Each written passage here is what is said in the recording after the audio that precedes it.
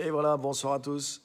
Bienvenue, bienvenue sur le direct. C'est un plaisir de se retrouver et de pouvoir partager ensemble. Bienvenue sur cette série. C'est une série sur connaître le Saint-Esprit, sur les dons et sur la puissance directe du Saint-Esprit dans nos vies. En plus, voilà tout l'aspect des dons, charismes, comme disent certains. Et donc, on va continuer aujourd'hui.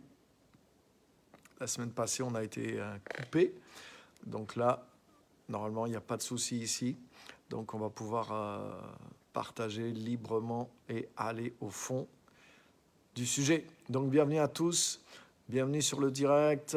Bienvenue à ceux qui se connectent déjà. Vous êtes les premiers. Bravo à vous. Vous êtes à l'heure. Donc, super. Bienvenue Geneviève, Maëlys, Marie-Jo, Christiane. Bienvenue à tous, Elisabeth. Bienvenue à tous ceux qui arrivent et qui sont en train de se connecter. Donc on va avoir un temps super ensemble et on parle du Saint-Esprit, connaître le Saint-Esprit, les dons surnaturels du Saint-Esprit. Waouh! Comment toute cette dimension-là surnaturelle amène la présence de Dieu, la manifestation du Seigneur. Pas seulement dans nos vies, mais aussi au travers de nos vies. Autant c'est extraordinaire de recevoir une parole à propos ou une direction du Seigneur par quelqu'un, ça a changé nos vies. Et vous avez sûrement fait l'expérience les uns ou les autres. Mais c'est d'autant plus extraordinaire aussi lorsque c'est au travers de nous aussi que Dieu travaille et que Dieu parle, que Dieu agit, que le Saint-Esprit apporte quelque chose surnaturellement dans la vie d'une autre personne. Donc c'est de tout ça qu'on va parler ce soir. La dernière fois, on n'a pas pu finir. Et finalement, c'est pas mal, puisqu'on va pouvoir comme ça approfondir encore sur la parole de connaissance, comment opérer dans la parole de connaissance, comment opère la parole de connaissance, comment opérer dans la parole de connaissance aussi. Et c'est quelque chose de de fantastique. Donc, bienvenue à tout le monde sur le live.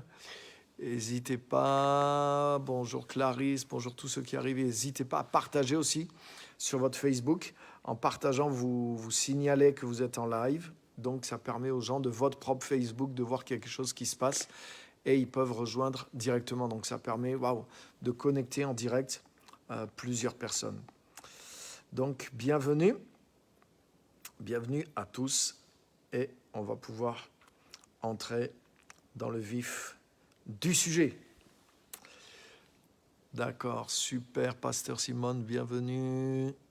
Bienvenue tout le monde. Donc là, on n'aura normalement aucun problème de connexion. Je suis revenu à l'intérieur et on va pouvoir démarrer notre session sur le Saint-Esprit et sur la parole de connaissance. On va explorer, on va aller plus loin, on va ouvrir la parole, la Bible sur la parole de connaissance. Donc juste pour résumer, la parole de connaissance, c'est quoi? C'est simplement Dieu sait tout, Dieu connaît absolument tout sur tous. Je pensais à ce verset des Proverbes que j'ai cité hier, où il est dit « Les yeux de l'Éternel sont en tout lieu, observant les méchants et les bons. » Donc Dieu voit tout et il sait tout de suite, par exemple, Dieu sait absolument tout ce qui est en train de se passer, non seulement dans le passé, non seulement dans le présent, dans toutes les situations, dans les pensées des gens. Vous vous rendez compte, la somme de données qu'il y a, c'est des gigas et des gigas et des gigas et des gigas de données en instantané qui sont là. Dieu sait absolument tout. Et une parole de connaissance, c'est que le Saint-Esprit, pour son plan, pour des projets qu'il a envers des personnes, des situations, il nous révèle une parole de connaissance, c'est-à-dire juste une information, juste un extrait de cette connaissance que Dieu a pour pouvoir l'utiliser dans son plan en faveur de quelqu'un, en faveur d'une situation, etc. C'est ça la parole de connaissance. C'est quelque chose qui est révélé, on l'a vu, on a parlé des dons de révélation, on a parlé du phénomène de la révélation qui est un phénomène courant dans la vie des chrétiens. Ça ne veut pas dire forcément que tu as une apparition. Ce n'est pas la même chose. Révélation, ça veut dire que tu saisis, tu comprends quelque chose, pas par ta propre intelligence, pas par toi-même, mais par le Saint-Esprit. Le Saint-Esprit te montre quelque chose, te révèle quelque chose qui est caché, et c'est le Saint-Esprit qui te permet de le comprendre, de le connaître. Donc ça peut se produire de plein de façons, hein. Tu peux avoir une parole de connaissance ou une révélation par une vision, par un rêve, mais ça peut être simplement la pensée du Seigneur qui vient à toi comme ça. Tac, le Seigneur pense sa pensée, tu communiques sa pensée, ou quand tu pries, ou quand tu lis la Bible. En lisant la Bible, tu peux comprendre au-delà de ce qui est là dans le texte, tu saisis quelque chose, tu comprends par le processus de révélation. Donc j'en ai parlé dans un live précédent, et cette base de l'esprit de révélation, du phénomène de la révélation, cette base qui est courante dans la vie de tous les enfants de Dieu, mais c'est exactement le même processus pour recevoir des paroles prophétiques ou pour recevoir une parole de connaissance ou une parole de sagesse aussi. Mais on va parler sur la parole de connaissance ce soir. Donc, on a tous déjà on est câblé, on est configuré pour pouvoir recevoir des paroles de connaissance, et c'est pas loin de nous parce qu'on a déjà le phénomène, le système de recevoir la révélation. Normalement, c'est quelque chose auquel on a l'habitude, on fait régulièrement l'expérience de la révélation. Donc, la parole de connaissance, mais sauf que là, c'est une révélation, mais spécifique sur une situation pour aider quelqu'un, pour intervenir. On verra des cas, des exemples dans la Bible. Mais voyez, mais ce n'est pas différent, finalement, ce n'est pas beaucoup différent, puisque ça passe, en tout cas, c'est un don de révélation, ça passe par le même processus, le même phénomène de révélation qui opère déjà dans chacune de nos vies. Donc c'est pour ça qu'on doit aspirer. Hein, quand, par exemple, Paul dit, celui qui prie en langue, il aspire maintenant et qui demande à Dieu le don d'interprétation. Et il dit, je désire que vous parliez tous en langue, mais encore plus que vous prophétisiez. Donc demandez à Dieu le don de prophétie. Donc ça veut dire, si déjà puisque vous avez déjà cette base de révélation, mais demandez à Dieu la parole de connaissance, aspirez à servir Dieu au travers de la parole de connaissance. Vous voyez, on doit chercher ce qui suit. Hein. C'est pas de passer du coq à l'âne, hein, mais c'est déjà, il y a quelque chose en nous, que celui qui prie en langue, il prie pour avoir le don d'interpréter. Tu vois, va à l'étage au-dessus. Et c'est ça que je voulais vous montrer l'autre fois, en ayant déjà le phénomène, cette base de révélation, mais c'est pas loin au-dessus la parole de connaissance. Et peut-être déjà vous avez eu des paroles de connaissance sans savoir que c'était des paroles de connaissance. C'est largement possible aussi. Donc, on va avancer ce soir et on va rentrer là-dedans, opérer dans la parole de connaissance. Qu'est-ce que c'est? Comment ça opère? Donc on a déjà un peu parlé les fois précédentes, on a introduit largement un peu ces choses-là, et on va aller vraiment, j'espère, au fond des choses ce soir. Alléluia! Ok. Donc on a vu des exemples. Hein, par exemple, on a vu, je l'ai cité plusieurs fois dans les lives, lorsque Jésus a rencontré la femme samaritaine, hein, c'est un exemple qu'on connaît, dans Jean chapitre 4. Hein, il essaie de lui parler et puis elle n'est pas trop convaincue. Alors il passe par un autre biais et il lui dit, mais écoute, va, appelle ton mari et dis-lui de venir avec nous. Et elle dit, mais Seigneur, je n'ai pas de mari. Et Jésus lui dit, c'est vrai, tu n'as pas de mari, tu as eu 5 maris et celui avec lequel tu vis n'est pas ton mari. Et là, elle va dire, waouh, Seigneur, je vois que tu es prophète. Autrement dit, c'est par révélation, c'est par un don prophétique, par un don de révélation que tu sais ma vie, quoi, que tu sais ces choses sur ma vie. Waouh. Et là, du coup, elle va ouvrir son cœur. Donc, on voit que par cette parole de connaissance, c'est-à-dire que Dieu a fait connaître à Jésus en un instant la situation de cette femme, non pas pour la mettre mal à l'aise. Tu as vu d'ailleurs, Jésus ne rajoute aucun commentaire. Et ça, c'est la sagesse aussi. Hein, c'est parce que des fois, tu as une parole de connaissance, mais tu peux rajouter tous tes préjugés et utiliser cette parole à mauvais escient. Par exemple, voilà, dans la même situation que Jésus, comme je l'ai dit l'autre fois, ça aurait été quelqu'un de religieux, mais il aurait su ces détails sur la vie de cette femme, tout de suite, il l'aurait mise sous pression. Mais tu as vu, tu es dans le péché. Et il aurait cru que Dieu lui révélait ça pour, pour utiliser la femme directement. Donc, pour utiliser vraiment, voyez, pour manipuler, pour pousser la femme dans quelque chose. Donc, ce n'est pas du tout ça que le Saint-Esprit voulait faire. Donc, Jésus a utilisé la parole de connaissance et du coup, Alors, je vois quelqu'un qui a une manière pas très courtoise de rentrer dans le live.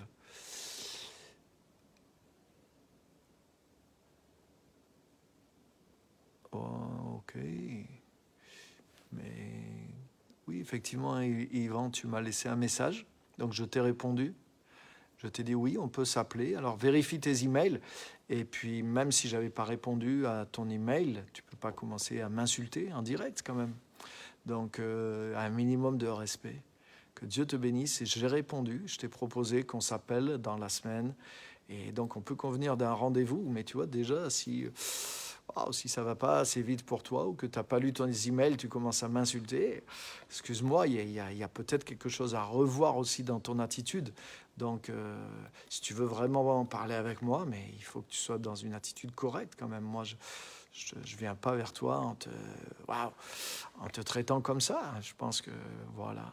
Donc, je comprends que tu aies des soucis, mais c'est pas moi, hein, c'est pas moi la cause de tes soucis. Donc, détends-toi et sois en paix, mon ami. Ok, donc on verra ça en privé, mais je suis d'accord de prendre du temps pour toi, pour te parler, mais avec un minimum de respect par contre. Tu ne peux pas venir la semaine d'après, voilà, j'ai répondu, regarde tes mails, j'ai répondu à ton mail. Donc on va pouvoir se parler, mais tu ne peux pas m'insulter 5 jours après sur mon live. Non, ça par contre, c'est pas correct. Donc que Dieu te bénisse, que Dieu t'aide. Ok, donc... la parole de connaissance, vous voyez, Jésus a eu cette parole de connaissance sur la situation de la femme samaritaine et il n'a pas utilisé ça, il n'a rien rajouté, il a juste eu la parole de connaissance et il a continué de faire ce que Dieu voulait faire avec elle. Donc des fois, c'est ça la sagesse aussi. J'en parlais tout à l'heure, on en parlait avec la pasteur Simone. Des fois, on a une idée sur quelqu'un et justement, la parole de connaissance, elle vient pour nous donner le point de vue sur quelqu'un. Donc il faut faire attention de ne pas mélanger les deux. Parce que tu vois, des fois, je peux avoir une idée préconçue, ce qu'on appelle une idée préconçue, un préjugé sur quelqu'un.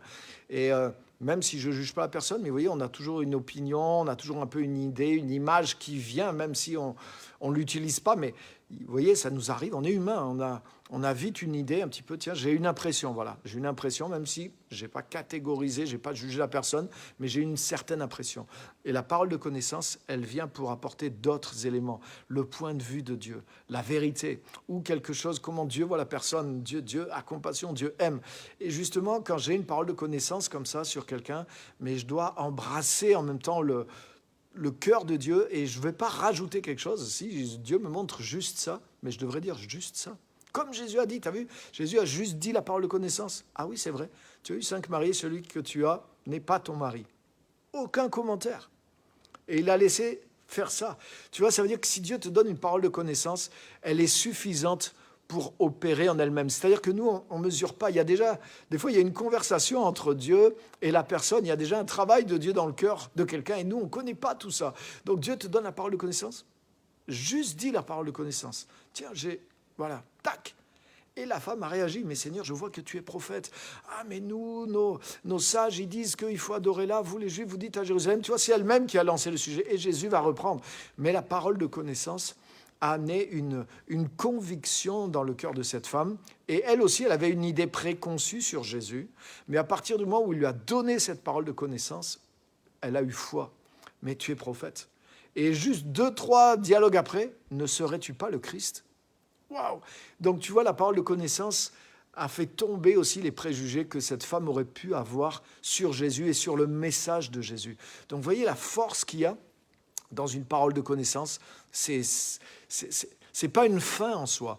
Hein, dans cet exemple, vous voyez, ça c'est très important aussi, notez-le, c'est qu'une parole de connaissance n'est pas une fin en soi. Le but, c'était pas que Jésus sache, voilà, cette femme a eu 5 maris et maintenant, elle ne vit pas avec son mari. Quel intérêt ça a ? En soi, ça n'a pas beaucoup d'intérêt. Et d'ailleurs, ils n'en reparleront pas du tout. Tu as vu, Jésus ne lui propose pas de prier pour qu'elle se marie. Jésus ne lui reparle pas du mariage, rien du tout. Il n'est plus question de ça jusqu'à la fin du récit.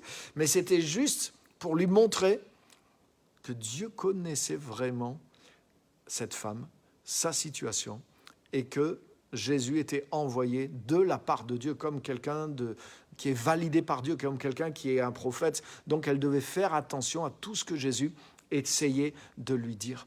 Vous voyez, ça a saisi l'attention de cette femme, ça a été un moment de Dieu pour elle, et ça a été un moment pour elle de lui montrer que, attention, Dieu est en train de te parler au travers des paroles de cet homme. Cet homme est vraiment envoyé par moi pour te parler, et je veux t'aider au travers de ce prophète, de ce Jésus.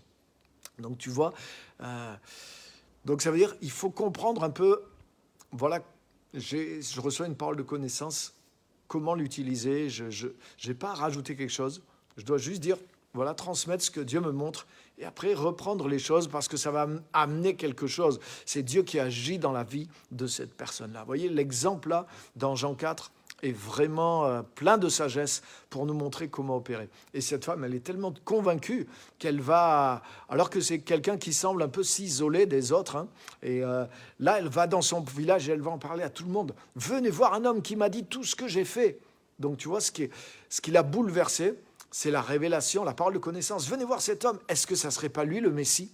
Tu vois, donc la parole de connaissance lui a donné la foi. Waouh, ce message vient de Dieu, cet homme vient de Dieu, cet homme est sûrement plus qu'un prophète, même si c'est le Messie. Venez voir. Et tout le village a été touché par le témoignage de cette femme. Ils sont venus et ils ont écouté Jésus pendant 3 jours. Et au bout de 3 jours, ils ont dit, maintenant nous savons que tu es vraiment le sauveur du monde.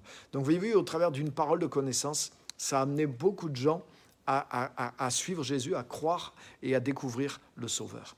Voilà une des utilisations, la puissance qu'il y a derrière une parole de connaissance, parce que ça amène Dieu dans le monde. Donc c'est vraiment, ça amène les personnes à faire une expérience avec Dieu. Vous voyez, quelqu'un, on pourrait dire que quelqu'un, il n'est pas converti, c'est quelqu'un même qui vit dans une certaine vie normale, qui ne connaît pas Dieu, donc qui vit dans l'erreur. Et tu as vu, la parole de connaissance, ça n'avait pas pour but de corriger la personne, mais la parole de connaissance avait pour but, au contraire, de montrer à la personne que Dieu était là, que Dieu en personne était en train de lui parler et que c'était un moment de Dieu pour elle. Et la femme samaritaine a saisi, elle a bien compris, et elle a saisi ce moment et elle a même amené d'autres. Donc vous voyez la force qu'il y a dans une parole de connaissance. Amen. Donc ça produit la foi, la conviction, ça peut amener la personne à la repentance. Je vous lis un autre texte que j'avais déjà lu dans cette série, sur la prophétie, mais il s'approche vraiment aussi au niveau de la parole de connaissance, c'est le même effet.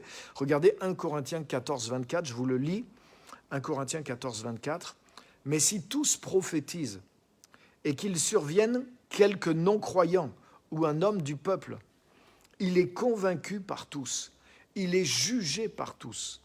Les secrets de son cœur sont dévoilés de telle sorte que, tombant sur sa face, il adorera Dieu et publiera que Dieu est réellement au milieu de vous. » Waouh!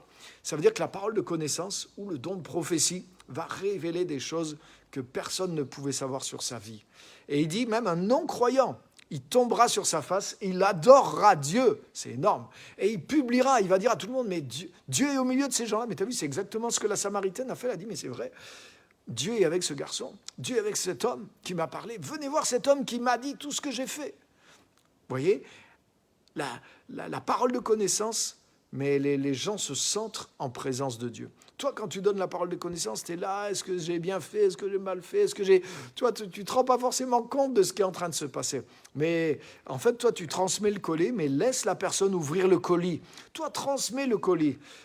Cherche pas à oublier, est-ce que c'est bon, est-ce que c'est bien fait. Bien sûr, tu as tes propres quintes, mais reste pas trop centré sur toi-même et confiance dans le Seigneur. Si tu te trompes, c'est pas grave. On en parlera aussi dans le live ou dans un autre. Il y a des manières de faire. Livre le colis et laisse la personne ouvrir le colis.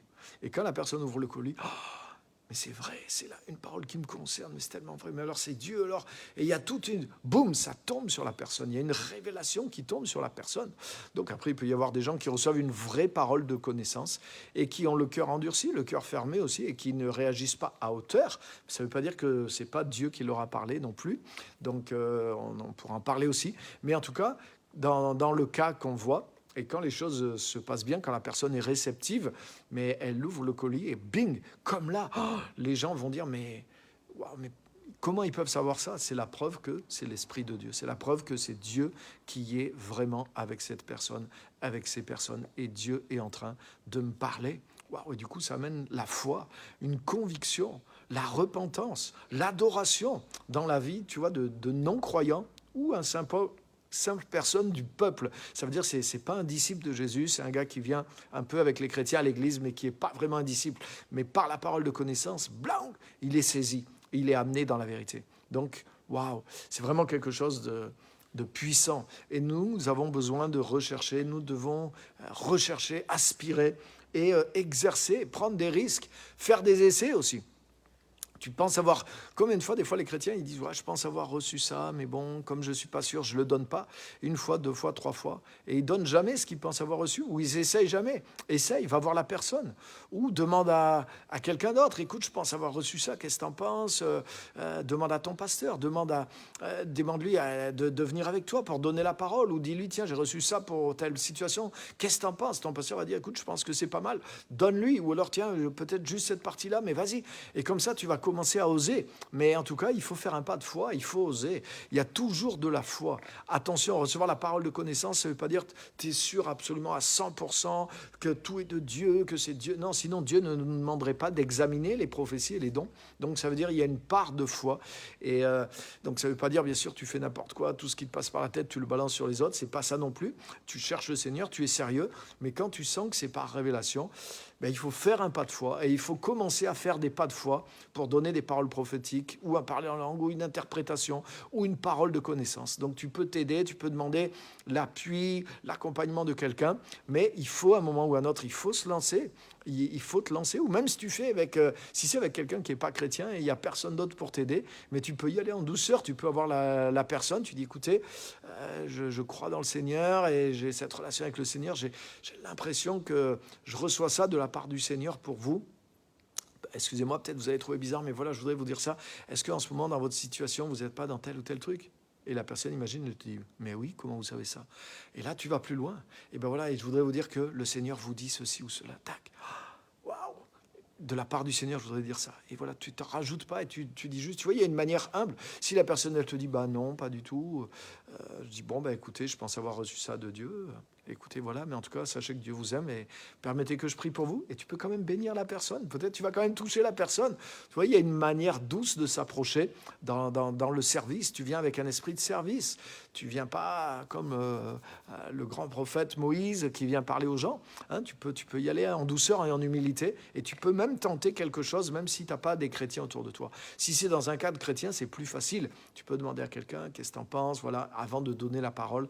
Mais en tout cas, dans un cas ou dans l'autre, il faut faire un pas de foi. Donc il faut aspirer aux dons les meilleurs. Quand on voit l'impact que ça peut avoir, on va voir d'autres exemples. Et il faut aspirer aux dons les meilleurs, mais il faut faire un pas de foi aussi pour pouvoir le donner. Et on peut tâtonner, on peut des fois être meilleur que d'autres, mais il faut persévérer. C'est comme dans tout. Tu pries pour les malades, tous les malades ne sont pas guéris, mais à force de prier pour les malades, il y en a quelques-uns qui survivent à tes prières. Alléluia. Et il y en a quelques-uns, je rigole, mais il y en a qui sont guéris. Et pour voir des guérisons, il faut prier. Et pour prier, il faut faire des pas de foi. Et des fois, tu as la foi pour prier. Et des fois, le Saint-Esprit te pousse, mais si tu ne le fais pas, ou même sans que le Saint-Esprit te pousse, tu as l'ordre de la parole. C'est comme pour témoigner, tous les gens à qui tu témoignes ne se convertissent pas, mais si tu arrêtes de témoigner à cause de ça, alors aucun ne se convertira par ton témoignage. C'est la seule certitude. Si tu arrêtes de prier pour les malades, aucun malade ne sera guéri par tes prières. Si tu arrêtes de prêcher l'évangile, personne ne sera sauvé. Si tu arrêtes d'essayer de donner des prophéties, des paroles de connaissance, personne n'en recevra par toi. Donc, il faut, avec humilité, mais avec courage, et il faut aspirer, mais il faut oser et passer à l'action. Et c'est un acte de foi. Donc, il faut tenter des choses et il faut prendre des risques. Ça en fait partie. Moi, je ne suis jamais sûr à 100%, à 100%. Maintenant, à force, voilà, tu dis, ah, mais ça, je sens que c'est une révélation. Je le donne, mais je le soumets. Hein, je pense, il n'y a pas très longtemps, dans une situation, j'ai vraiment reçu une parole de connaissance et j'en étais sûr. Et je l'ai partagée et la personne m'a dit non. Pas du tout, ou peut-être c'est comme ça. Alors, c'est toujours à l'étude. Peut-être ça arrive aussi que la personne, c'est vrai et qu'elle ne veut pas le montrer parce que ça la dérange, c'est possible. Mais peut-être aussi, j'ai un peu mal interprété certaines choses. Peut-être, c'est pas grave, j'apprends justement. Et je cherche à comprendre avec les autres, le retour des autres pour apprendre et pour m'améliorer. Mais des fois, c'est pas 100%. Il y a une part de foi, il y a une part de risque, puisque les choses doivent être examinées. Donc, il faut y aller. Amen. Donc voilà, en tout cas, vous voyez la parole de connaissance de Jésus comme elle est forte. Vous voyez dans 1 Corinthiens, waouh, s'il y a quelqu'un qui est là, il va être convaincu et il va reconnaître Dieu. Même le non-croyant peut reconnaître Dieu. Donc vous voyez comment ça peut accélérer les choses, comment ça peut dynamiser les choses. Par notre témoignage, Dieu touche les gens. Par les prédications, Dieu touche les gens. Mais tu as vu, par une parole de connaissance, c'est comme si des fois, vroom, ça va amener quelque chose, un raccourci aussi. Donc ça ne veut pas dire que ça remplace. Tout ça est complémentaire, tout travaille ensemble, mais il faut utiliser ces choses-là aussi. Des fois, tu vas donner une vraie parole de connaissance, peut-être la personne, ça ne va rien lui faire, mais toi, tu transmets les colis, après, c'est entre Dieu et la personne, mais il y a des fois, tu vas voir que quelque chose qui n'a pas pu se faire par des fois beaucoup de temps passé dans l'évangélisation, dans une parole de connaissance, clac, quelque chose va se déclencher. Donc, on a besoin de toute la panoplie, revêtez-vous de toutes les armes de Dieu. Amen. Donc on en a besoin. Donc il y a beaucoup d'exemples. Je vais vous donner quelques exemples. Par exemple, j'en avais parlé l'autre fois, le prophète Élisée qui savait tous les préparatifs de l'armée syrienne.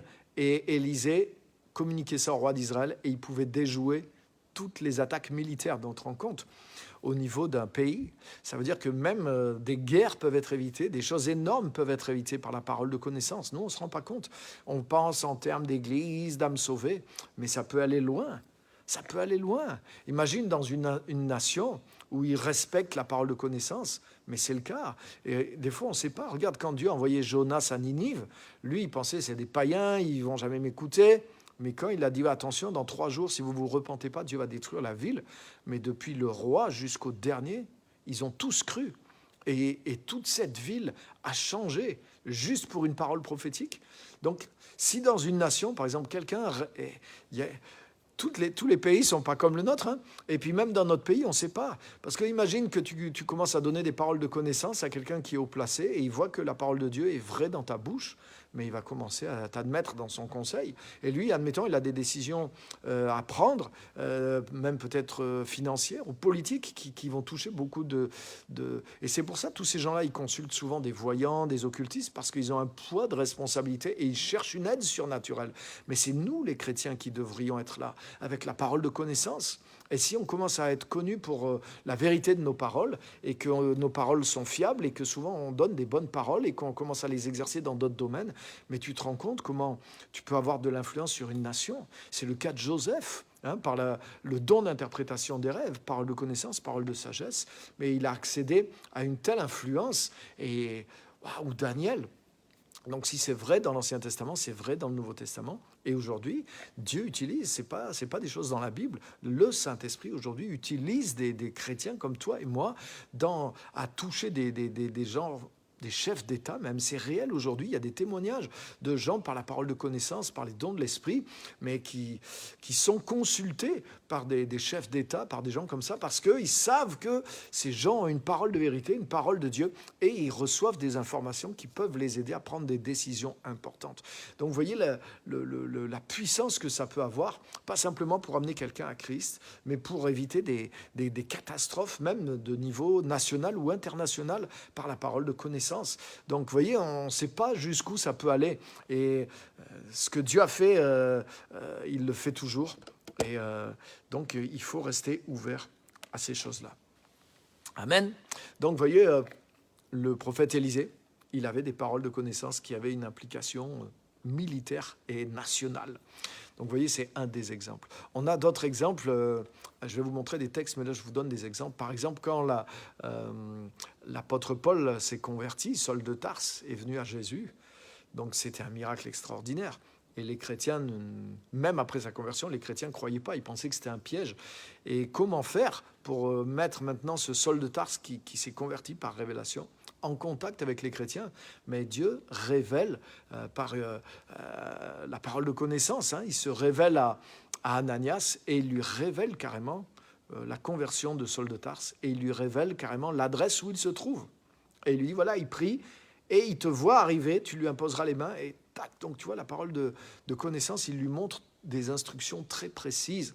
Donc, vous voyez, ça peut arriver par la parole de connaissance. Dieu est en train de faire une œuvre, Dieu est en train de sauver des gens et Dieu veut vous mettre en contact avec ces gens. Et donc, il peut employer des moyens naturels, mais il peut employer aussi la parole de connaissance pour vous faire rencontrer quelqu'un que c'était impossible et pourtant cette personne est bien, vous voyez. Donc, quand Dieu est à l'œuvre, il utilise aussi la parole de connaissance pour nous connecter dans ce qu'il est en train de faire. Donc, vous voyez comment ça peut être énorme et important. Et dans cette histoire, Saul de Tarse, qui venait de se convertir en prière, il reçoit aussi la parole de connaissance. Et il voit en vision un homme du nom d'Ananias qui vient lui imposer les mains pour qu'il recouvre la vue et qui va lui donner des instructions. Donc ça le met en confiance vis-à-vis de cet Ananias. Et Ananias, il reçoit cette parole de connaissance de son côté. Ça le met en confiance vis-à-vis de Saul de Tarse, qui est un persécuteur. Et effectivement, les deux vont s'accomplir. Donc, vous voyez comment Dieu peut nous connecter. Pourquoi je vais avoir confiance en cette personne? Et pourquoi cette personne va avoir confiance en moi? Mais la parole de connaissance, crac, va aider, va créer les connexions. La même chose, Corneille, un ange vient et l'ange lui donne une parole de connaissance. Va dans tel endroit chez un certain Simon qui est tanneur et il est en train d'héberger un homme qui s'appelle Pierre. Et c'est ce Pierre qui te dira des choses par lesquelles tu seras sauvé, toi et toute ta maison.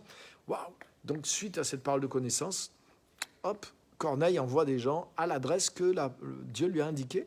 Et pendant la même chose, vous voyez, exactement le même phénomène qu'avec Paul et Ananias, le même phénomène. Pendant ce temps, Pierre est en prière, il prie sur sa terrasse, il a une vision, il ne comprend pas la vision, et ça sonne en bas à la porte, ça frappe plutôt, et c'est les gens envoyés par Corneille qui viennent chercher Pierre. Pourquoi Pierre aurait confiance de suivre des étrangers? C'est même pas des Juifs en plus.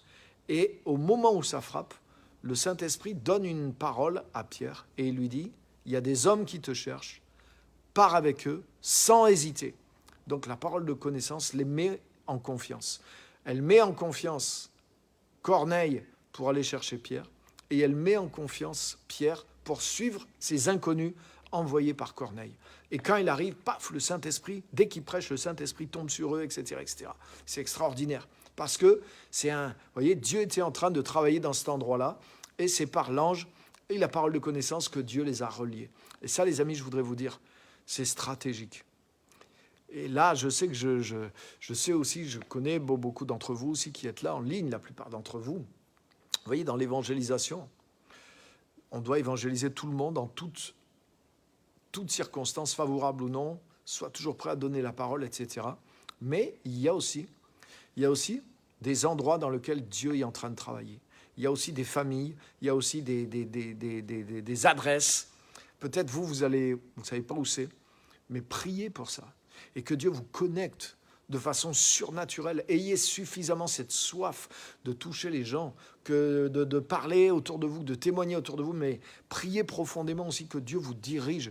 Il y a des endroits où Dieu est en train de travailler. Et là, c'est par les anges, par la parole de connaissance, ou surnaturellement, Dieu va vous guider. Donc, soyez à l'écoute de Dieu d'une manière ou d'une autre, même si ce n'est pas par la parole de connaissance, mais Dieu va mettre sur votre route, ou Dieu va vous mettre sur la route de gens qui sont prêts, qui sont mûrs pour l'œuvre de l'Évangile. Donc, attendez-vous à ça. Semez là où vous passez, mais essayez d'aller travailler là où Dieu a déjà semé et là où Dieu travaillait. Pour ça, priez pour ça et mettez-vous à l'écoute de Dieu pour ça. C'est le cas, vous voyez, c'est des cas comme ça dans la Bible. Dieu a envoyé les apôtres, ils travaillaient partout, comme Philippe, il va en Samarie, il évangélise, etc. Mais pendant qu'il est là, il a aussi une parole de connaissance. Et Dieu lui dit, va là-bas dans le désert carrément. Et dans le désert, il aurait pu raisonner, mais il n'y a personne. Là, je suis dans une ville, tout le monde est en train de se convertir, il y a des guérisons, des miracles, mais Dieu lui dit, place-toi sur la route qui est désert. Il arrive là-bas. Je fais quoi maintenant? Il voit juste un char qui passe. Et là, bing, reparole, va et rattrape ce char. Et il va là-bas. Et vous connaissez l'histoire, acte 8, l'eunuque éthiopien. Donc, tu as vu, Dieu aussi peut nous mettre en relation avec des cas spéciaux dans lesquels Dieu est en train de travailler. Cet homme, il était venu de l'Éthiopie avec sa charrette jusqu'à Jérusalem pour chercher le Dieu véritable. Et il avait acheté sa Bible, il avait acheté le livre du prophète Ésaïe, et il lisait et il ne comprenait rien. Donc imagine, il vient à Jérusalem, il espère trouver Dieu, il n'a pas trouvé Dieu. Il achète la parole pendant qu'il conduit, il est encore en train de lire et il cherche à comprendre, il doit être frustré. Ça t'arrive jamais? Tu vas à une conférence où on en a fait des conférences.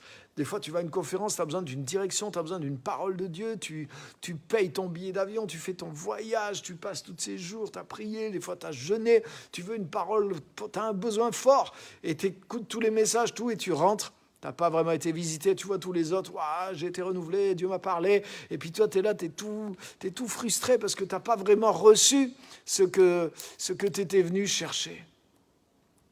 Ça vous est pas arrivé? Ça arrive des fois. Et tu as vu là, avec une parole de connaissance, paf, quelqu'un arrive et te dit, voilà, tac, tac, tac, tac, tac. Tu repars, tu as acheté les bouquins, tu cherches à comprendre, et voilà quelqu'un qui arrive, que Dieu a dirigé par parole de connaissance, et lui, il t'explique tout. Et il te donne finalement la parole que tu es venu chercher. C'est énorme.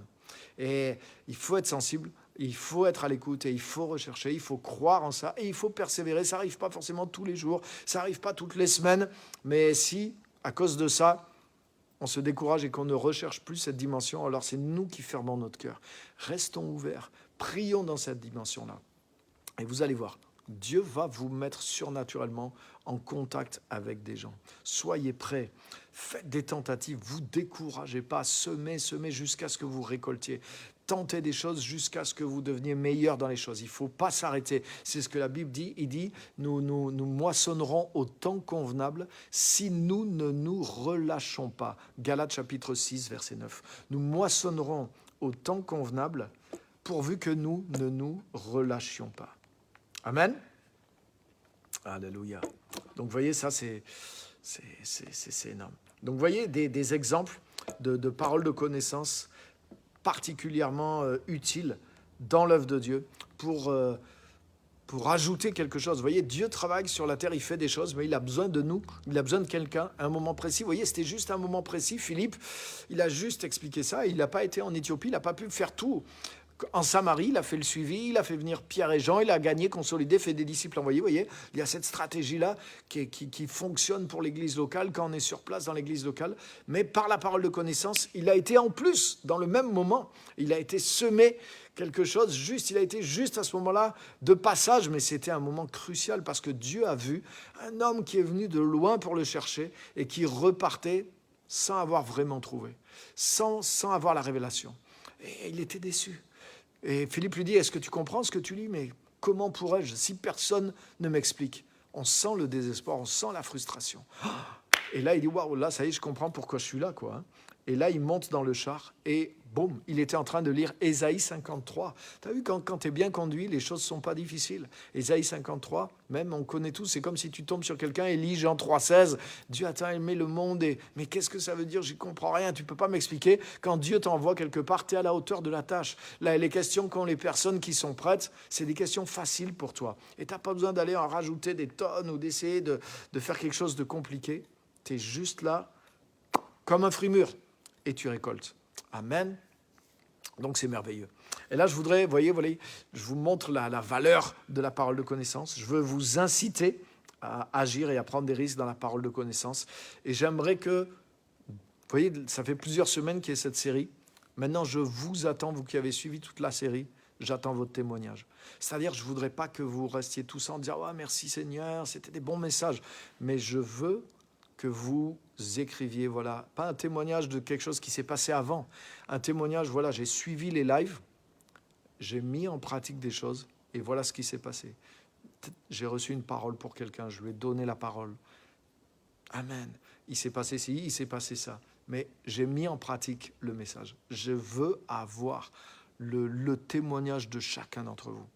Donc mettez en œuvre la parole que vous recevez. Prenez des risques, agissez sur la parole, parce que sinon ça ne sert à rien. Sinon ça stimule, c'est beau, waouh, ça existe, merci Seigneur, mais c'est pas dans ma vie. Non.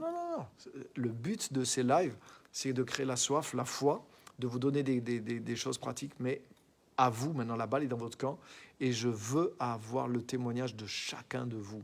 Je veux avoir des témoignages. Donc les prochaines fois, écrivez, ou avant, et dites-moi, voilà, il s'est passé ça, j'ai essayé cette semaine, j'ai mis en pratique, je me suis attendu au Seigneur, et il s'est passé ça, j'ai reçu quelque chose, j'ai donné quelque chose, et vous allez commencer à fonctionner. Je vous garantis, si vous agissez, on va prier pour ça, mais vous allez voir que ça va se faire. Mais faites le pas, prenez les risques, et envoyez, partagez vos témoignages. Et je veux qu'on ait plein de témoignages. J'aimerais qu'on ait un live avec que des témoignages de ce qui s'est passé avec vous, des choses, des paroles de connaissance, des paroles prophétiques que vous allez recevoir et que vous allez donner. Ça va devenir concret et ça doit devenir concret et ça le deviendra. Et vous allez voir, faites des pas de foi et vous allez voir que ça va devenir très concret et vous allez être étonnés de ce que le Saint-Esprit va faire avec vous. Amen. Donc tenez-vous prêts. Donc je dois vous montrer dans la vie de Jésus. Parce que la parole de connaissance opérait dans la vie de Jésus d'une manière extraordinaire. On a vu l'exemple de la Samaritaine. J'avais parlé aussi l'autre fois, justement, quand Jésus va chez Simon le pharisien. Vous connaissez cette histoire. Et il y a cette femme pécheresse qui vient et qui pleure sur les pieds de Jésus, qui essuie les pieds de Jésus avec ses cheveux. Et pendant cette scène, le pharisien, il se dit en lui-même, donc dans sa pensée, il se dit « Ah mince, je me suis trompé ». Si Jésus était vraiment un prophète, s'il avait la révélation, il saurait de quelle espèce est cette femme et il ne se laisserait pas toucher par elle et c'est une femme pécheresse. Voyez ? Donc lui, il pense que Jésus n'est pas un prophète. Jésus n'a pas de parole de connaissance, c'est ce qu'il pense. Parce que Jésus laisse la femme pleurer et essuyer ses pieds alors qu'elle est pécheresse. Et lui, il pense ça, il est en train de juger le niveau spirituel de Jésus. Et là, c'est énorme. Parce que Jésus, par la parole de connaissance, il sait exactement ce que Simon est en train de penser et il va lui répondre. Et là, c'est un enseignement merveilleux aussi, justement, sur l'esprit qu'on doit avoir avec la parole de connaissance. Le même esprit que Jésus, la même mentalité que Jésus a eue avec la femme samaritaine, il ne l'a pas jugée. Donc Jésus répond à Simon, il lui montre que non seulement il sait qui est cette femme, il montre qu'il sait aussi qui est Simon. Il lui montre que lui, il a un cœur dur, un cœur religieux. Et il lui montre que cette femme a beaucoup plus saisi la grâce que lui. Vous lirez tout ça. Vous connaissez peut-être l'histoire. C'est dans Marc chapitre 7, je pense, à partir du verset 37. Mais sinon, vous le trouverez. Mais je crois que c'est là. Et vous verrez... Alors là, je pense que Simon, il a ravalé ses pensées rapidement. Il s'est dit, waouh, non seulement Jésus est un prophète, mais...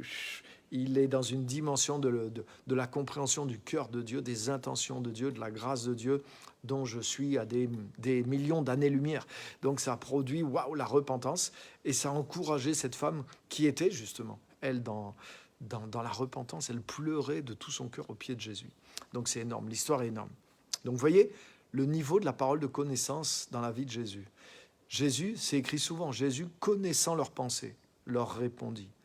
C'est comme si Jésus, il est comme dans le naturel et paf, il reçoit les paroles de connaissance. Il sait ce qui se passe. Dieu l'informe comme ça et il utilisait régulièrement ces choses-là dans son appel, dans son ministère. Et ça me parle et ça m'appelle parce que Jésus est le modèle de ce qu'on peut vivre. Ça veut dire que ce n'est pas forcément que dans un culte, quand tu es très concentré ou que dans la prière, Dieu te révèle quelque chose. Ça veut dire qu'on devrait, dans la vie, vous voyez, dans notre vie de tous les jours, on marche avec le Saint-Esprit et c'est ça qu'on oublie. Des fois, j'en parlais tout à l'heure, des fois, on a placé dans notre vie des règles de la vie chrétienne, mais on est appelé à plus que la vie chrétienne, on est appelé à vivre avec le Saint-Esprit. Paul nous dit marcher par l'Esprit. Marcher par l'Esprit, ça veut dire on devrait vivre en marchant par l'Esprit, comme quelqu'un qui vit en s'appuyant sur une canne ou sur des béquilles. Il ne peut pas marcher sans cet appui. Marcher par l'Esprit, ça veut dire ça, ça veut dire je marche constamment en m'appuyant par le Saint-Esprit, je dépends du Saint-Esprit, je suis à l'écoute du Saint-Esprit, j'ai ma confiance dans le Saint-Esprit, je vis l'amitié, la relation, je poursuis sans arrêt cette communion fraîche, vivante avec le Saint-Esprit. Et c'est là. Donc bien sûr, une vie régulière de prière, de méditation de la parole, ça alimente cette vie de l'Esprit, mais c'est plus que ça. Ça veut dire que dans ma vie de tous les jours, je sais comment faire pour m'appuyer, je sais comment être en partenariat avec le Saint-Esprit. Ça, c'est un grand secret, c'est une grande clé. Et il faut qu'on ait ce réveil de nos cœurs, cette passion, cette poursuite comme la bien-aimée avec le bien-aimé, le Saint-Esprit, mais c'est notre bien-aimé, c'est lui qui est avec nous. Et on doit le chérir, on doit le vivre avec lui. Hein, je pense à cette parole qui est dans l'épître de Jacques, il est dit que Dieu chérit. Hein, il y a une traduction qui dit « Dieu désire avec jalousie l'esprit qu'il a mis en nous ». C'est-à-dire que Dieu a mis son propre esprit en nous, mais c'est pour qu'on ait une communion avec son esprit. Dieu ne veut pas qu'on soit passionné ou qu'on soit tout le temps occupé à d'autres choses. On ne peut pas se limiter juste à une vie chrétienne, mais on doit vivre ce feu avec le Saint-Esprit. Et c'est dans ce cadre-là que Jésus avait la parole de connaissance, paf, comme ça, quoi. Il était avec des gens et tac, il connaissait leurs pensées. Et je vais vous montrer quelques situations énormes. Donc il y a souvent ça, Jésus répondait aux gens. Il ne répondait pas à leurs paroles, il répondait à leurs pensées. Jésus savait leurs pensées et il répondait à leurs pensées. Hein, comme j'ai vu là avec Simon le pharisien, il y a plusieurs cas comme ça. Donc je ne vais pas tout déballer, mais je vais vous déballer des choses vraiment spectaculaires. Et je vais terminer parce que je veux vous laisser vos commentaires et vos questions. Donc je vais prendre juste un exemple ce soir. L'exemple est énorme. Dans Matthieu, chapitre 17, à partir du verset 24, si vous n'avez pas le temps de chercher, je vais vous le lire. Vous inquiétez pas, notez-le. Matthieu 17, 24, c'est un passage qu'on connaît. Mais on ne mesure pas des fois qu'il y a la parole de connaissance là-dedans. Regardez bien. Lorsqu'ils arrivèrent à Capernaum, donc Jésus avec les disciples, ceux qui percevaient l'impôt annuel, vous voyez, c'est comme nous, c'est l'heure de la déclaration des impôts. On est dans le même temps. Donc, vous voyez, c'est prophétique. Donc, je rigole. Donc, ils arrivèrent à ceux qui percevaient l'impôt annuel. Hein, vous voyez, c'est exactement ça. S'approchèrent de Pierre et lui dirent « Votre maître ne paie-t-il pas l'impôt annuel ?» « Si, dit-il. Pierre dit « Si, d'habitude il paye. » Et quand il fut entré à la maison, regarde bien, Jésus prit les devants et dit « Qu'en penses-tu, Simon ? Les rois de la terre, de qui perçoivent-ils des taxes ou des impôts ? De leurs fils ou des étrangers ?» Il lui répondit, des étrangers. Jésus lui répondit, les fils en sont donc exempts. Cependant, pour ne pas les choquer, et je vais y venir tout à l'heure, mais tu as vu ça? C'est énorme. Jésus sait. Pierre n'était pas avec Jésus. Pierre se fait aborder par le gars des impôts. Il dit, mais toi, là, dans votre bande, ton maître, il ne paye pas les impôts? Si, il paye les impôts d'habitude. Et puis il rentre à la maison, il doit se dire, ah ouais, il faut que j'en parle à Jésus. Il rentre et il est dit, Jésus prit les devants. Donc c'est fait exprès pour nous montrer qu'ils n'en ont pas parlé. Et que c'est par la parole de connaissance. Et Jésus craque. Non seulement c'est pas juste qu'il lui dit qu'il est au courant, mais il l'enseigne sur ça. À ton avis, ceux qui payent les taxes, c'est les fils ou les esclaves? Ah ben normalement, c'est plutôt les esclaves. Donc les fils en sont exempts. Et maintenant, regarde la suite. Ben, pour pas les choquer, nous aussi, on va payer. Écoute, va jeter l'hameçon et le premier poisson que tu vas attraper, ouvre-lui le ventre et à l'intérieur, tu trouveras de quoi payer ton impôt et le mien. Là, reparole de connaissance, mais encore, non seulement, là, c'est même pas quelque chose qui s'est passé, c'est quelque chose qui va se passer. Et là, comment tu peux... Là, franchement, là, il n'y a pas de hasard possible, quoi. Soit c'est une parole de Dieu, comment il peut y avoir dans le premier poisson que tu attrapes de quoi payer la somme exacte pour payer 2 fois l'impôt? Là, c'est énorme. Donc là, c'est une révélation sur quelque chose qui va arriver.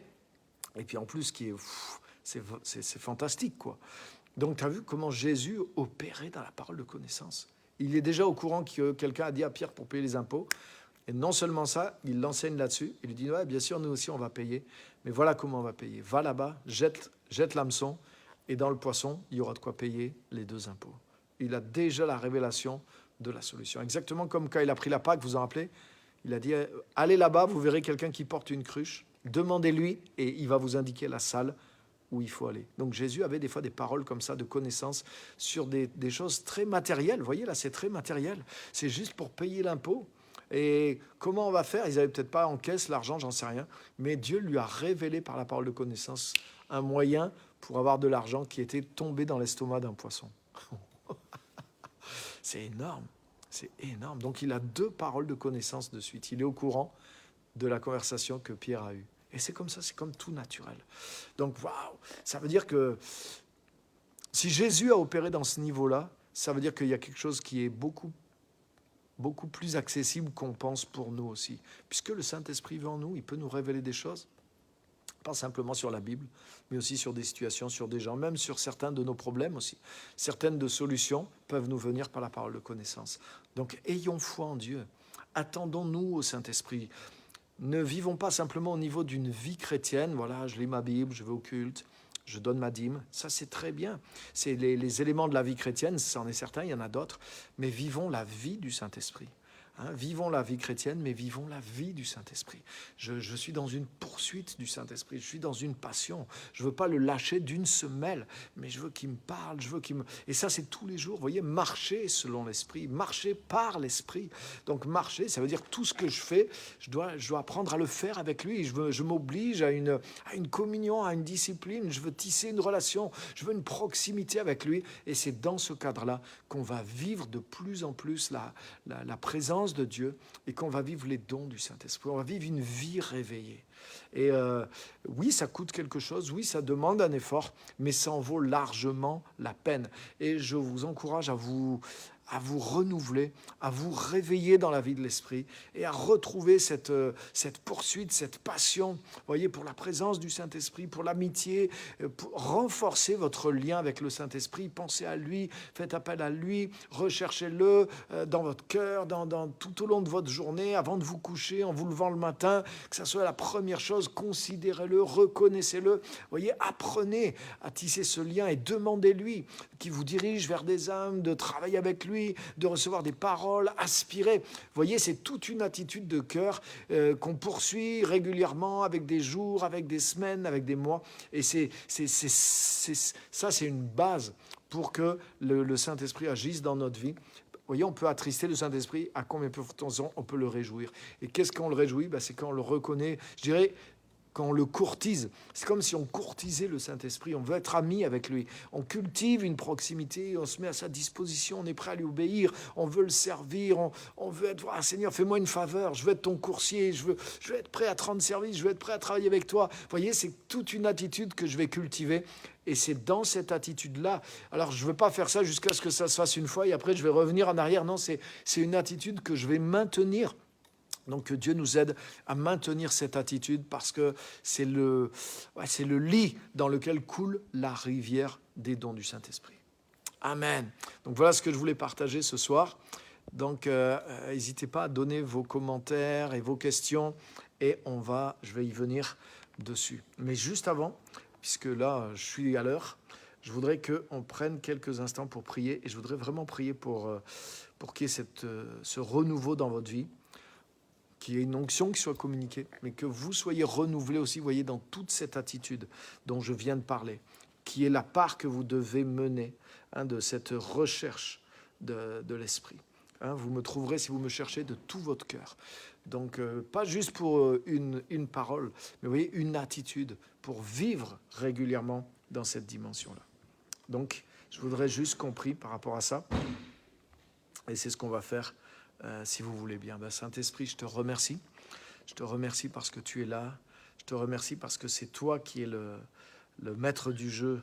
C'est toi qui détiens la présence, la puissance, les dons, l'onction. Et nous dépendons de toi. Et Saint-Esprit, tu vis en nous. Saint-Esprit, le process de révélation est déjà en nous. C'est comme la base. Et Seigneur, réveille-nous à la dimension prophétique, réveille-nous à la dimension du Saint-Esprit, réveille-nous, Seigneur, à aspirer au surnaturel, à ta présence, mais aussi aux manifestations, aux dons du Saint-Esprit, parce que c'est par ce chemin-là qu'on y arrive, avec cette soif qui est là dans nos cœurs et cette poursuite persévérante de ta personne, de ta présence, de tes dons.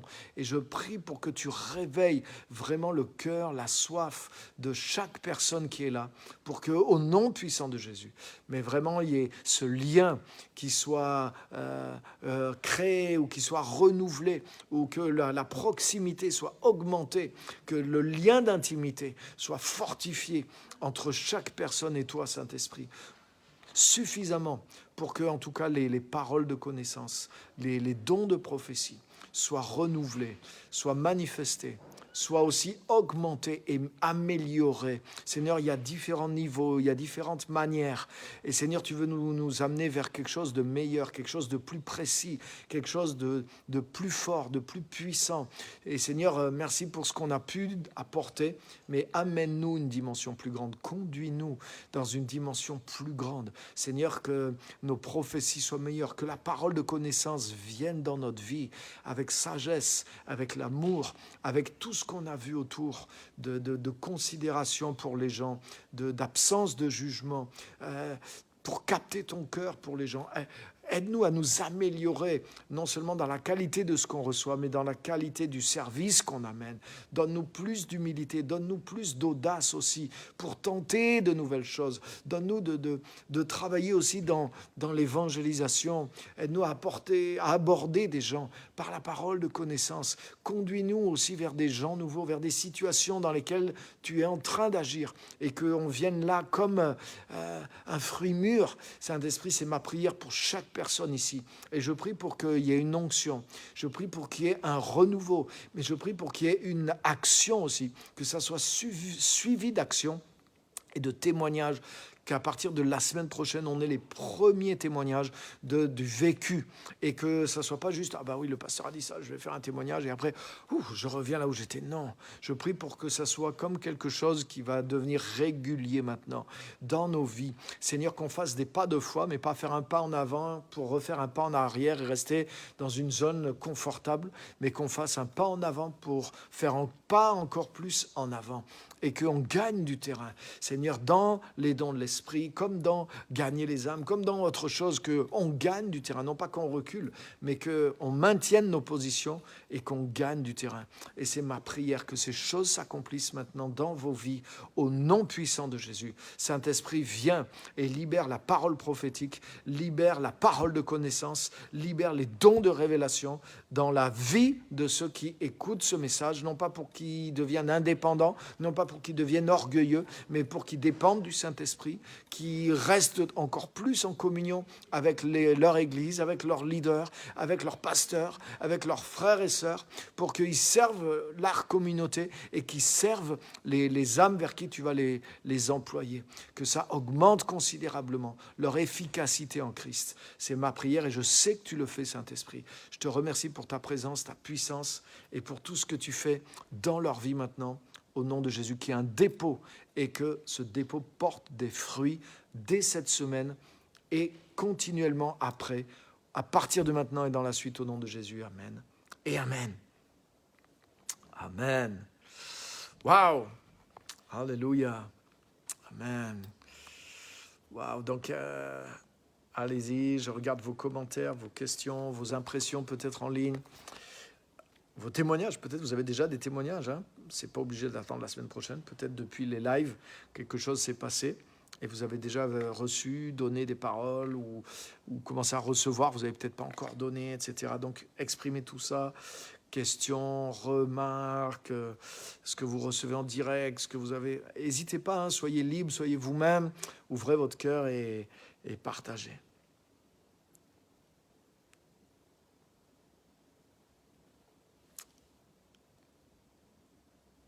Donc je lis un commentaire, la parole de connaissance a un impact pour la personne qui écoute. À nous d'être le canal de Dieu pour que les personnes puissent être touchées par la parole de connaissance. Amen. Absolument. Donc là, maintenant, c'est le moment. Vous avez cru, vous connaissez, vous avez déjà expérimenté, soit reçu, peut-être même donné des paroles, mais reçu, c'est sûr, pour la plupart d'entre vous, sûrement la majorité, sûrement tous même. Donc maintenant, vous avez ce message. Je prie pour vous aussi, vous avez cette onction en vous, vous avez cette onction par ma prière aussi. Là, maintenant, à vous vous avez tout ce qu'il faut. Croyez que vous avez ce qu'il faut. Et maintenant, connectez-vous au Saint-Esprit, dépendez de lui et attendez-vous à lui dans des situations pour que ça commence à se manifester. Et quand ça vient en vous, agissez, faites quelque chose, commencez à donner. Allez-y, prenez des risques, vous ne posez pas 10 000 questions. Si vous laissez toujours le doute avoir raison et vous empêcher de passer à l'action, alors vous ne verrez rien. Donc, il faut faire taire le doute et dites non, je ne doute pas, j'agis. Et laissez pas parler le doute en vous, mais dites j'y vais et passez à l'action directement. Allez-y, écoute, je pense avoir reçu ça. Vous n'êtes pas obligé de vous poser en maître absolu. Posez-vous en débutant, mais faites-le. Et passez à l'action et donnez ce que vous avez reçu, partagez ce que vous avez reçu. Amen. C'est vrai, je prie actuellement pour une famille afin que Dieu m'aide. Une famille serbe afin que Dieu m'aide. Ok, amen. Et priez pour que, vous voyez, Dieu vous connecte aussi avec des personnes dans lesquelles Dieu travaille. Vous voyez, par la parole de connaissance, comment Dieu a mis en relation, on a vu. Donc, soyez ouverts. Et c'est un moyen aussi de nous diriger. Et c'est un moyen de convaincre. À chaque fois c'est surnaturel, donc ça accélère l'œuvre de Dieu, ça met beaucoup de choses en œuvre. Quels que soient les domaines, vous voyez, ça peut être même pour vous aider à payer vos impôts, à faire votre déclaration d'impôts. Mais des fois, c'est réel. Des fois, j'ai vu des témoignages pour des choses toutes bêtes, quoi. Des gens qui étaient en panne et ils ne comprenaient pas comment faire, etc. Et puis, ils ne pensaient même pas que Dieu s'occupe de ça ou prier. Ils ont prié. Et le Saint-Esprit leur donne une idée. Ouvre tel endroit. Ah bon? Il l'ouvre. Le gars, ça fait des mois qu'il essaie de se sortir de ce problème, il n'y arrive pas. Des professionnels, j'ai écouté des témoignages comme ça, de professionnels, le gars, il ouvrait un truc en mécanique et il travaillait, il était en train de perdre des contrats parce qu'il y avait un problème technique et il n'arrivait pas à résoudre. Et il n'avait jamais pensé prier pour ça, il ne pense pas que Dieu va s'occuper de ça. Et puis, au bout d'un moment, il a prié. Et le Saint-Esprit, par la parole de connaissance, l'a amené sur une piste complètement différente. Va voir là-dedans, ouvre tel truc, cherche là-dedans, regarde ses fils, remets ça, crac, il a mis ça, et ça a été la solution. Et il a gardé son contrat, et ça l'a... Donc, ce n'était pas que dans un but personnel, mais il y avait toute une œuvre de Dieu attachée derrière. Donc, Dieu est plus près de nous qu'on le pense, mais c'est que nous, des fois, on l'introduit pas dans notre quotidien. On pense que Dieu n'intervient que pour des trucs très spirituels, que dans les cultes, ou que dans... Mais Dieu est avec nous, il a dit, j'habiterai avec eux, et je marcherai avec eux. Donc Dieu veut marcher avec nous. Il peut t'aider, pas juste pour t'aider à avoir le meilleur prix au supermarché quand tu fais tes courses, mais il peut te diriger, même pour faire des choses. Des fois, ça te trouble. Mais Seigneur, aide-moi, guide-moi. Donc, ce n'est pas d'être mystique, mais le Saint-Esprit, il est là, il peut te guider. Et en même temps qu'il te guide pour ça, tu peux rencontrer quelqu'un, pour son œuvre, il peut y avoir tellement de choses par la parole de connaissance. Il y a tellement d'effets. Amen. Donc ça n'enlève pas le reste. Vous voyez, il n'y a pas une opposition, comme je disais tout à l'heure, entre la vie chrétienne, la vie de l'esprit, mais c'est complémentaire, au contraire. C'est des choses qui s'ajoutent. Dieu est riche, donc il ajoute une chose à une autre. On ne vit pas tout. On ne vit pas juste de don en don en don. On a la révélation de la Bible aussi, on a l'Église, on a beaucoup de choses dans lesquelles Dieu nous parle. Mais en plus de tout ça, Dieu a d'autres canaux, comme la parole de connaissance, par exemple, ou la prophétie, donc on doit l'utiliser aussi. Ce n'est pas en opposition avec le reste, c'est en complément. Toutes ces choses se complètent pour qu'on vive dans la grâce et la plénitude de la grâce. Amen. Donc, je regarde commentaire. La parole de connaissance, très puissante, et la parole de prophétie est très puissante, c'est vrai. Amen, amen, amen. Ok. Bon, c'est bien tout ça, mais j'attends plus de vous là. J'attends plus de vous dans les commentaires, j'attends plus de vous dans l'action et dans les témoignages. La semaine prochaine, on va avoir des témoignages. Alléluia. On va avoir le témoignage, vous allez avoir une parole, une pensée. Dieu va vous communiquer la parole de connaissance ou une parole prophétique ou une inspiration, une révélation. N'inventez pas, mais soyez juste prêts et vous allez voir, ça va venir. Si vous appliquez, réécoutez le message si vous avez besoin, ou les derniers messages, restez dans l'esprit de ce message. C'est comme un peu des choses qui vous aident, qui peuvent vous guider. Mais là, vous êtes sur les rails, je vous garantis, et dans l'onction qu'il faut. Si vous avez cette communion simple et normale de tout chrétien avec le Seigneur, vous serez dans les rails de la prophétie. Donc mon but, c'est pas juste de vous faire passer un bon moment dans ces lives, c'est pas juste de vous partager des choses, des expériences ou la parole avec la joie et l'onction. C'est plus que ça. Je veux qu'il y ait une transmission et je veux pour ça que vous passiez à l'action. Donc, à vous maintenant. La balle est dans votre camp et on va pas faire... c'est impossible de rester des semaines sur les dons du Saint-Esprit. Et si ça ne change rien, on a juste augmenté notre savoir. Ah non. On doit augmenter notre expérience. Amen. Donc relevez le défi. Qui est prêt à relever le défi? Qui est prêt à relever le défi? Qui va vraiment faire ces choses-là? Alléluia. Amen. Amen. Envoyez-moi un petit cœur si vous êtes prêts à relever le défi. Waouh, un petit point, un petit pouce. Amen, super. Merci Seigneur. Je savais que vous alliez le faire et que le Saint-Esprit va compter sur vous. Et c'est merveilleux quand Dieu nous utilise. Je vous garantis, c'est extraordinaire. C'est extraordinaire. Parce que ça nous dépasse. Nous-mêmes, on expérimente quelque chose. Même si des fois, on est plus expérimenté que celui qui va recevoir au travers de nous. C'est souvent le cas. Mais nous-mêmes, c'est nouveau. Ça nous... Waouh, on vit quelque chose de merveilleux avec Dieu. Et on a envie de recommencer. Ça vaut la peine. Ça vaut la peine. Oui, des fois, il y a des questions, il y a des difficultés. C'est pas toujours parfait. Il y a ceci, il y a cela. Ça, c'est inévitable. C'est comme dit le livre des Proverbes, il dit que dans l'étable, il y a des choses à ramasser dans l'étable, mais que s'il n'y a pas des bœufs dans l'étable, si on ne veut pas ramasser, en gros, il dit, si on ne veut pas ramasser le caca, les bousses de vaches, on n'a pas la puissance pour la bourrer non plus. Hein. Les gens la bourraient avec des bœufs à l'époque. Donc, si on veut avoir la puissance et avoir du résultat, et on est obligé d'avoir une étable et on est obligé d'avoir aussi quelques bouses à ramasser. Donc, soit on veut avoir une étable où il n'y a jamais de bouse, où il n'y a jamais de soucis, ça sent bon, et c'est merveilleux, tout va bien, tout va bien, tout va bien. Mais il n'y a pas de puissance pour la bourrer. Donc, si on veut avoir des bœufs pour la bourrer, on veut avoir de la puissance, on est obligé de les nourrir. Et si on les nourrit, on est obligé d'avoir quelques mauvaises odeurs et un sale boulot à faire. Mais c'est exactement ça. Toute la vie chrétienne, il y a de ça. Il y a des miracles, il y a de la guérison, mais des fois, il y a des choses qui ne vont pas. Ah oui, on veut une église, on veut des âmes sauvées, mais c'est compliqué pour gagner les âmes. On veut une église qui grandit, c'est compliqué. Le travail pastoral aussi, il y a des souffrances, il y a quelques bouses.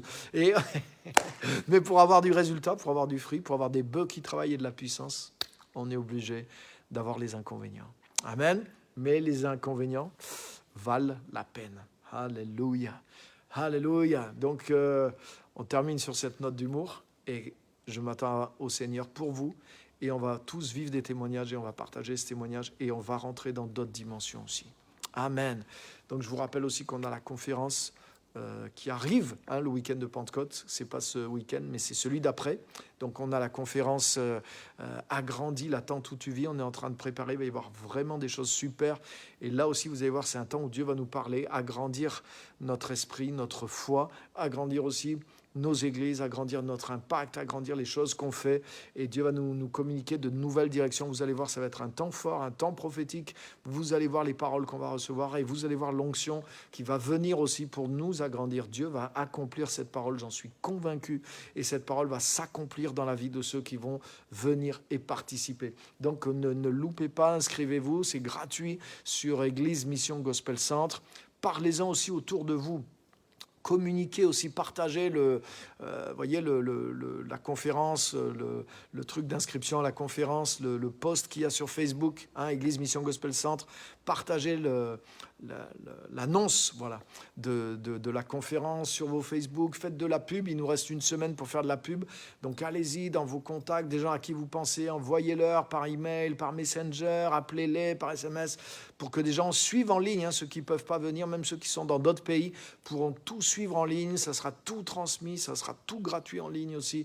Donc invitez parce que c'est un moyen pour que Dieu parle aux gens et on a besoin, vous voyez, après les années qu'on a vues, on a été bourrés et beaucoup ont été même carrément décimés par toutes les mauvaises nouvelles qu'il y a eu dans les médias qui ne communiquaient pas du tout la foi mais la peur. Beaucoup de chrétiens ont été accablés et touchés des fois par les problèmes et en plus assassinés par le discours très négatif qu'on a eu dans les médias et que ça continue toujours.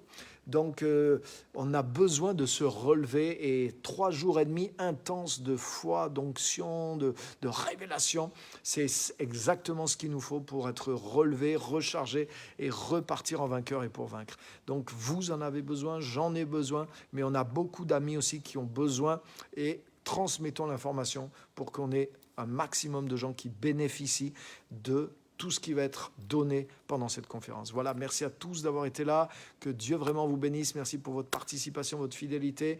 Et on continue la semaine prochaine avec des témoignages en plus. Merci à tous, que Dieu vous bénisse.